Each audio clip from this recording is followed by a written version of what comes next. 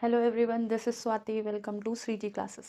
आज स्टार्ट करते हैं हम अपना बिल्कुल न्यू टॉपिक, जो बेसिक लेवल और हायर लेवल दोनों के लिए बहुत ज़्यादा इंपॉर्टेंट है। ठीक है, तो जो हम आज टॉपिक स्टार्ट कर रहे हैं ये ऑर्गेनिक से रिलेटेड है।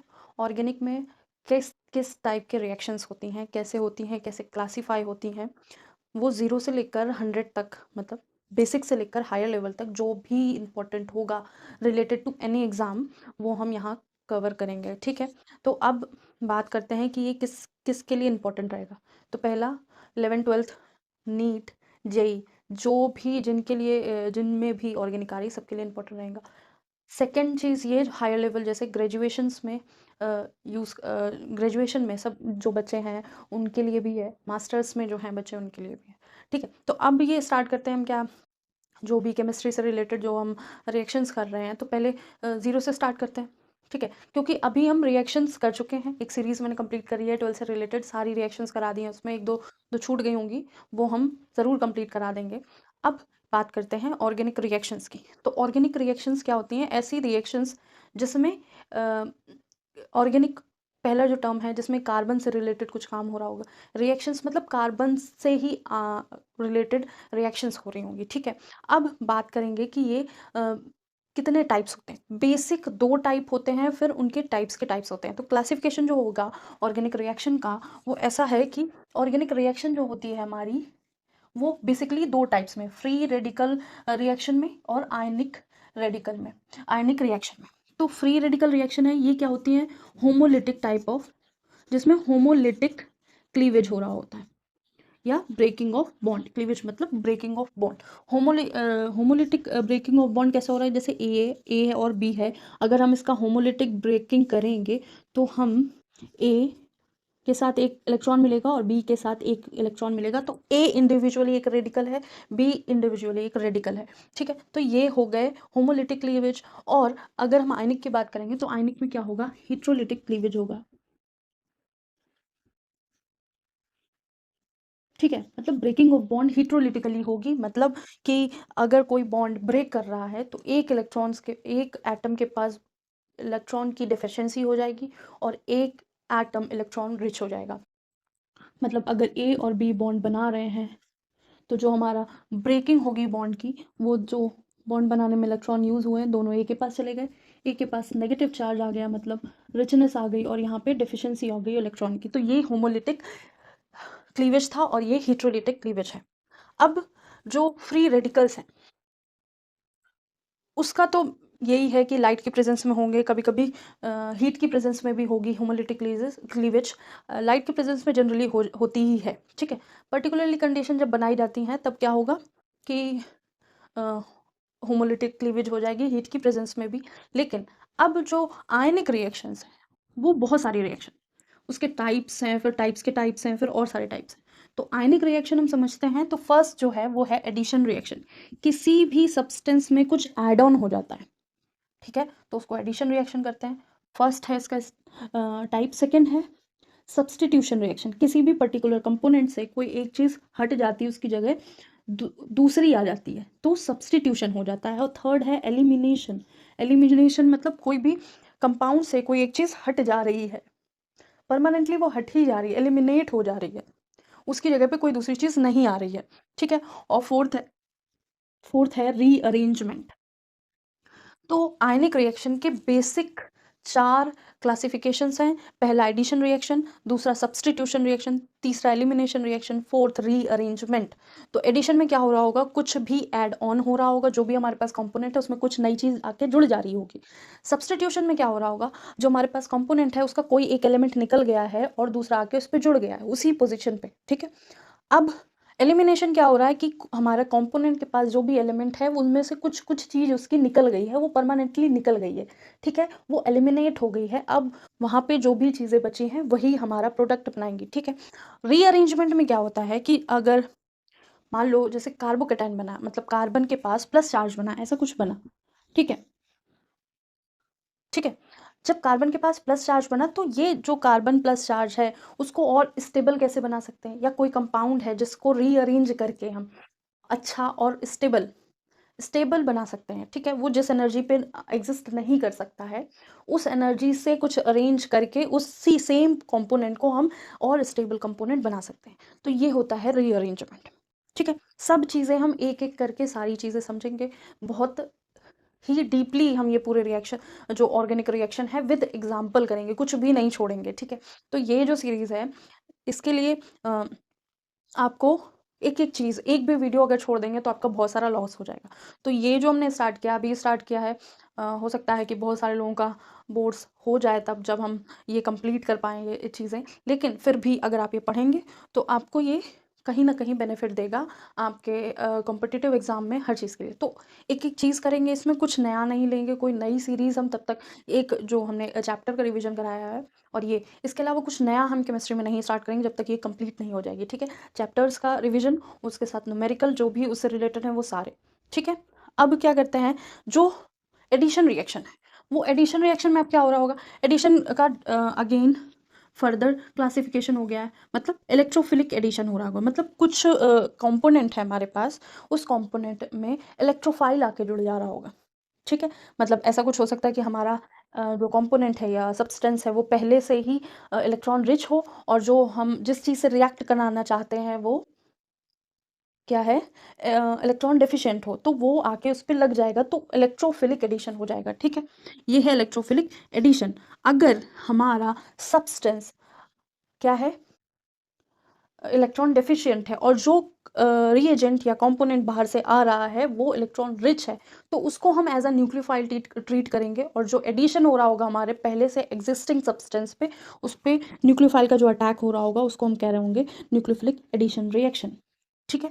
तो ये है इलेक्ट्रोफिलिक, मतलब ए हमारे पास पहले से था और बी इलेक्ट्रोफाइल है, ये इलेक्ट्रॉन रिच है, ठीक है। मे भी न्यूट्रल हो सकता है, लोन पेयर हो सकता है, कुछ भी हो सकता है, तो ये आके इस पे लग जा रहा है, तो ये इलेक्ट्रोफिलिक एडिशन है। अगर ए के पास एम्प्टी ऑर्बिटल है या कुछ भी है, खाली स्पेस है, और बी के पास नेगेटिव चार्ज है, तो बी क्या करेगा, इस पे अटैक कर देगा और एडिशन कर लेगा, तो ए बी बन जाएगा। ये क्या बन रहा है, ए बी बन रहा है, और ये भी ए बी ही बन रहा है।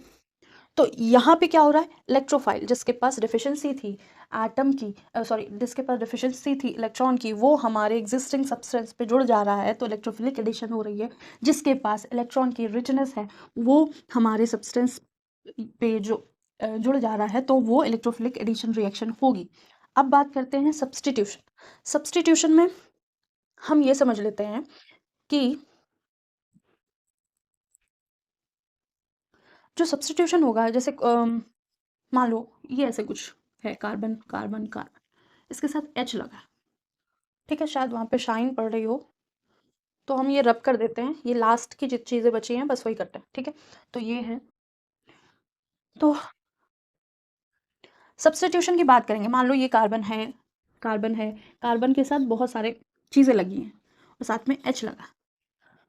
अब इस एच को हम हटा के कुछ और लगाना चाहते हैं, इस एच को हटा के हम सी एल लगाना चाहते हैं, तो इस एच को हटाने के तरीके तीन हो सकते हैं। फ्री रेडिकल रिएक्शन, मतलब इसको हम फ्री रेडिकली एक एक इलेक्ट्रॉन दे सकते हैं, फिर हम यहाँ पे क्लोरीन का रेडिकल ला के लगा सकते हैं, ठीक है, क्लोराइड रेडिकल, या फिर न्यूक्लियोफिलिक सब्स्टिट्यूशन कर सकते हैं, मतलब एच माइनस लेके निकल सकते हैं, यहाँ पे पॉजिटिव आ जाएगा, तो हम यहाँ पे न्यूक्लियोफाइल का अटैक करा सकते हैं, कैसे भी करा सकते हैं अटैक। अटैक कराने, न्यूक्लियोफाइल अटैक कराने के भी तीन तरीके हैं, ठीक है, एक SN1 तरीके से, एक SN2 SNI, ठीक है। तो ये थोड़ी ज़्यादा हायर लेवल की बात होगी, लेकिन सारी चीज़ें हम इसके अंदर कंप्लीट कराएंगे, कुछ भी नहीं छोड़ेंगे, ठीक है। अब बात करेंगे इलेक्ट्रोफिलिक सब्स्टिट्यूशन। अभी क्या है, फ्री रेडिकली हमने सब्स्टिट्यूट कर लिया, न्यूक्लियोफाइल का अटैक करा के हमने सब्स्टिट्यूट कर लिया। अब इलेक्ट्रोफिलिक मतलब क्या होगा कि हमने H+ रिमूव कर दिया, मतलब हमने जो कार्बन लिया है,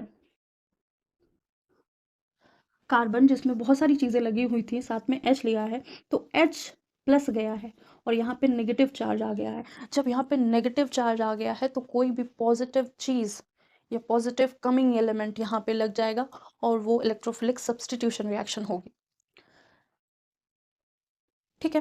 थर्ड है एलिमिनेशन रिएक्शन, किसी भी सब्सटेंस को एलिमिनेट करना है, बस हमें एलिमिनेट करना है और कुछ नहीं करना है। वो यूनिवेलेंट भी हो सकती है, डाईवेलेंट भी हो सकती है। यूनिवेलेंट और डाईवेलेंट का मतलब कि अगर दो सब्सटेंस एक रिएक्शन में यूज़ हो रहे हैं और हम H को एलिमिनेट करना चाहते हैं तो परमानेंटली एलिमिनेट कर सकते हैं। यहाँ पे केवल C, ये एक ही सबस्ट्रेट यूज़ हो रहा है और हमने एलिमिनेट कर दिया, ठीक है। अब इसमें क्या होगा, कोई दो चीज़ें होंगी, दो सबस्ट्रेट होंगे या एक सबस्ट्रेट एक रिएजेंट होगा, उन उसमें रिएक्शन हो रहा होगा। जैसे A के साथ H लगा है और B लगा है, तो इन दोनों का ही हम जो रेट ऑफ रिएक्शन लेते हैं उसमें ऑर्डर 2 हो जाता है, ठीक है। इन दोनों का ऑर्डर लेंगे तो जो H है वो परमानेंटली एलिमिनेट हो जाएगा। यहाँ केवल एक सबस्ट्रेट यूज़ हो रहा होगा जिससे H एलिमिनेट हो जा रहा होगा, यहाँ पे दो सबस्ट्रेट यूज़ हो रहे होंगे जिसकी वजह से एक मतलब H कुछ एलिमिनेट हो, जरूरी नहीं H हो, बहुत सारी चीज़ें और हीट्रो एटम्स ले सकते हैं, नाइट्रोजन, ऑक्सीजन, कुछ भी, ठीक है। अब रीअरेंजमेंट की बात कर सकते हैं। हमने रीअरेंजमेंट बता दिया था कि क्या है, कि अगर कार्बन है, जो कार्बन प्लस है वो ज़्यादा स्टेबल होता है 3 डिग्री में देन 2 डिग्री और 1 डिग्री। अगर कार्बोकैटायन बना है और कार्बोकैटायन अगर जैसे ये 3 डिग्री कार्बोकैटायन है, ठीक है, इसमें एमी लगा है, इसमें एमी लगा है और इसमें एमी लगा है, और अगर ऐसा ना बन के ऐसा बना है, ऐसा बना है, ठीक है, तो अब इस चीज़ को हम, ये 1 डिग्री है, ये 3 डिग्री है, तो इसको हम और स्टेबल कैसे कर सकते हैं, तो माइग्रेशन एप्टीट्यूड लगा के इसको 2 डिग्री बना सकते हैं, तो 1 डिग्री से मोर स्टेबल हो सकता है। तो ऐसी चीज़ें करेंगे रीअरेंजमेंट में, ठीक है। तो ज़रूर भी नहीं कार्बोकैटायन ले हमेशा, और भी सारी चीज़ें ले सकते हैं, टोटोमर्स बना सकते हैं, तो ये सारी चीज़ें इसमें होंगी, ठीक है। अब बात करते हैं किसमें, SN1 क्या होता है। SN1 वही E की तरह होता है, एक सबस्ट्रेट होगा, उसी से चीज़ें हट रही होंगी, ठीक है। जो स्लो स्टेप होगा उसमें एक ही सबस्ट्रेट लिया जाएगा, ठीक है। और SN2 होगा, उसमें दो सबस्ट्रेट लिए जाएंगे, ठीक है। अब बात करेंगे SNI में भी ऐसे ही कुछ चीज़ें हो रही होंगी, सब्स्टिट्यूशन रिएक्शन हो रहा होगा। तो ये है एक स्ट्रक्चर कि ऑर्गेनिक रिएक्शंस कौन कौन से मेथड से होंगी, ठीक है। तो ऑर्गेनिक रिएक्शन का एक छोटा सा क्लासिफिकेशन है। उसके बाद हम ये समझेंगे कि एडिशन रिएक्शन क्या होता है। 1 मिनट इसको देंगे, फिर हम एडिशन रिएक्शन करेंगे।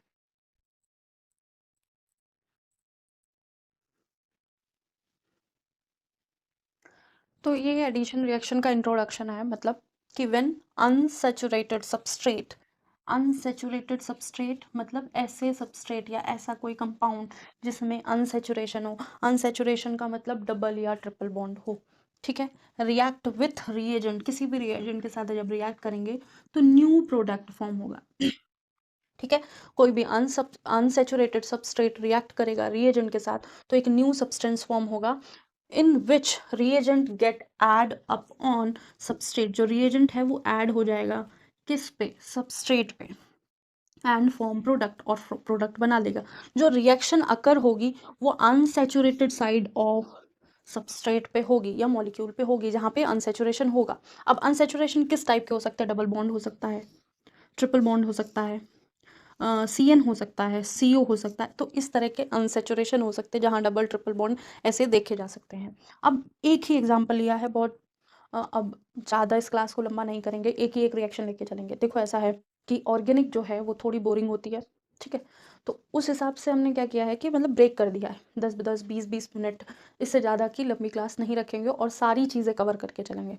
तो हो सकता है ये सीरीज़ में वीडियोस ज़्यादा हो जाए लेकिन सारी चीज़ें काम की रहेंगी। तो एग्जाम्पल देख लेते हैं, क्या है, हमने ले लिया सबस्ट्रेट कैसा है हमारा, अनसेचुरेटेड है, तभी तो हम कुछ उस पर ऐड ऑन कर सकते हैं, मतलब उसके पास या तो खाली जगह होनी चाहिए या फिर उसके पास स्पेस होना चाहिए कि हम कुछ चीज़ें जोड़ सकें, ठीक है। अब क्या है, ये है रीएजेंट जो हमने लिया है, तो इथाइलिन है, इथाइलिन में हमको इसका, अब क्या था, हमने क्या किया था, बोल रहे थे कि एडिशन हो सकता है, तो एडिशन रिएक्शन है, अभी बस एडिशन रिएक्शन के पर्पज से ये एग्जांपल देख लेते हैं, ठीक है। फिर इलेक्ट्रोफिलिक एडिशन कैसे होगा, न्यूक्लियोफिलिक एडिशन होगा, वो हम नेक्स्ट क्लास में करेंगे। तो क्या है कि CH2 लगा था, अब हमने Br2 के साथ रिएक्ट कर दिया CCl4 की प्रेजेंस में, तो हमको CH2Br मिल गया, मतलब इथाइलिन डाइब्रोमाइड मिल गया, ठीक है। तो ये थी एडिशन रिएक्शन, बस इंट्रोडक्शन कराया है। इसके बाद electrophilic addition reaction and nucleophilic addition reaction, तो जितनी भी केमिस्ट्री का बेसिक है वो हम यहाँ से स्टार्ट कर रहे हैं, ठीक है। तो ये सब चीज़ें वो हैं जो क्लास में नहीं कराई जा रही हैं या नहीं कराई जाती हैं जनरली, वो मतलब टॉपिक से रिलेटेड होता है, तो जो जितना रिएक्शन का हमें ज़रूरत होती है वो हम टॉपिक में करा देते हैं, जो हमें लॉज़ की ज़रूरत होती है वो हम टॉपिक में करा देते हैं, या चैप्टर में जिनकी जिनकी ज़रूरत होती है। ठीक है, तो ये जो सीरीज़ है आई होप आपके लिए बहुत हेल्पफुल रहेगी। और आज के लिए इतना ही। Thank you. Like and subscribe ज़रूर करिएगा। Thank you so much.